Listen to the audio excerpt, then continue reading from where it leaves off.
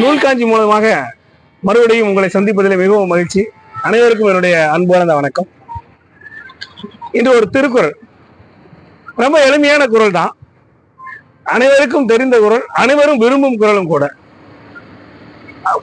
திருக்குறளுக்கு நிறைய பேர் உரை செய்திருக்கின்றார்கள். அவரவர்களுடைய பார்வையில உரை மாறுபட்டு இருக்கும், மூலம் மாறுபடாது. அதுதான் திருவள்ளுவருடைய திருக்குறள். அந்த திருக்குறளிலே இன்று நான் ஒரு குறள் சொல்லுகிறேன். அதற்கு உண்டான பொருளை ஒவ்வொருத்தரும் எப்படி சொல்லியிருக்காங்க அப்படிங்கிறது உங்க பார்வைக்கு கொண்டு வர்றதுக்காக தான் நான் இந்த குறளை சொல்றேன். யாகாவராயினும் நாகாக்க காவாக்கால் சோகாப்பர் சொல்லளிக்கப்பட்டு.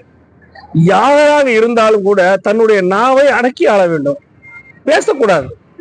அது அவங்களோட ஒரு இழுக்கு வர்ற மாதிரி ஒரு சொல்லு வந்துச்சுன்னா அது வாழ்க்கையில கரைபடின மாதிரி ஆயிடும் அப்படின்னு சொல்லி திருவள்ளுவர் ஒரு 2000 வருஷம் முன்னமே நமக்கு அதை கொடுத்திருக்கின்றார்.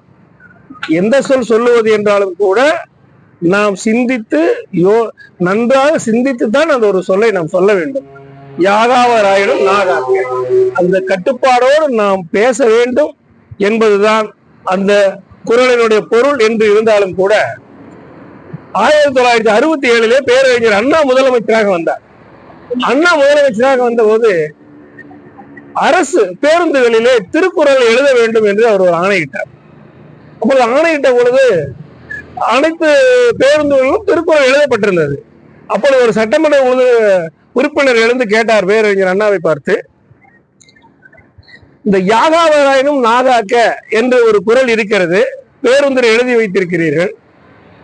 இந்த குறள் நடத்துனரா, டிரைவர் நடத்துனர் கண்டக்டர் அவருக்கா, ஓட்டுநர் டிரைவர் அவருக்கா, இல்ல பயணச்சீட்டு வாங்கும் பயணிகளுக்கா என்று ஒரு சட்டமன்றத்தில் ஒருவர் கேட்டார்.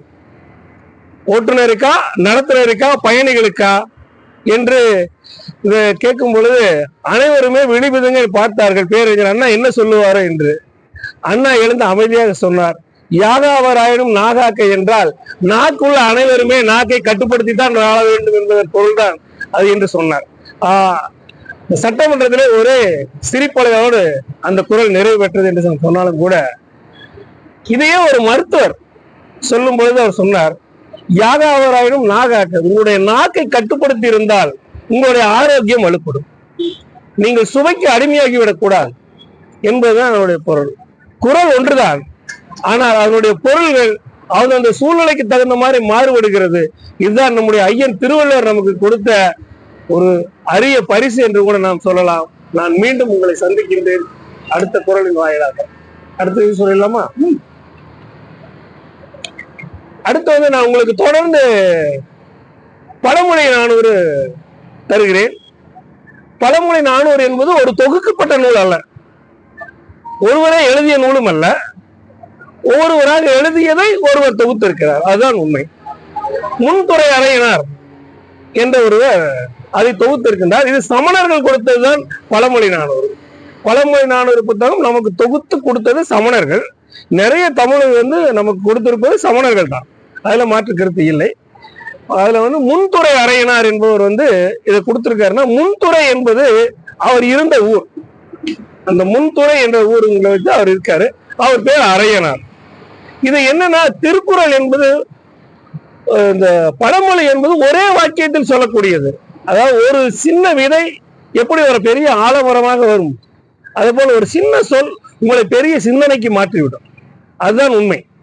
அது போல அந்த ஒரு சின்ன சொல்லை அவர் ஒரு வெண்பா வடிவிலே நமக்கு கொடுத்திருக்கின்றார். ஒரு 4 அடியிலே வெண்பா வடிவிலே முன்துறை அறையினார் தொகுத்து பழமொழி 400 என்ற புத்தகத்தை நமக்கு கொடுத்திருக்கின்றார். இது தமிழுக்கு கிடைத்த மிகப்பெரிய பரிசு தான். இந்த நமக்கு கிடைத்திருக்க பழமொழி 400 ஒரே ஒரு நம்முடைய அனுபவங்களால் வருகிறது, பார்க்கப்பட்ட செய்திகளால் வருவது, செவியில் கேட்கப்பட்ட செய்திகளால் வருவது, இவை எல்லாம் தான் பழமொழி. ஒரே ஒரு சொல் தான் நம்முடைய வாழ்க்கைக்கு ஒரு டேர்னிங் பாயிண்ட், ஒரு திருப்புமுனை என்று கூட அதை நாம் சொல்லலாம்.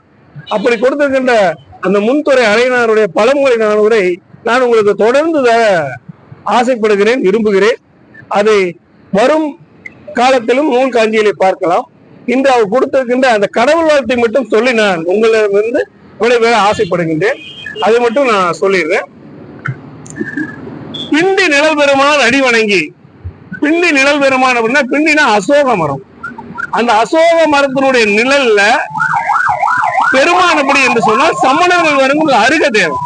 அதுதான் பிண்டி நிழல் பெருமான் அடி வணங்கி பண்டை பழமொழி 400 கொண்டு இனிதா முன்துறை மன்னவன் நான்கடியும் செய்தைத்தான் இன்துறை வெண்பா இதை.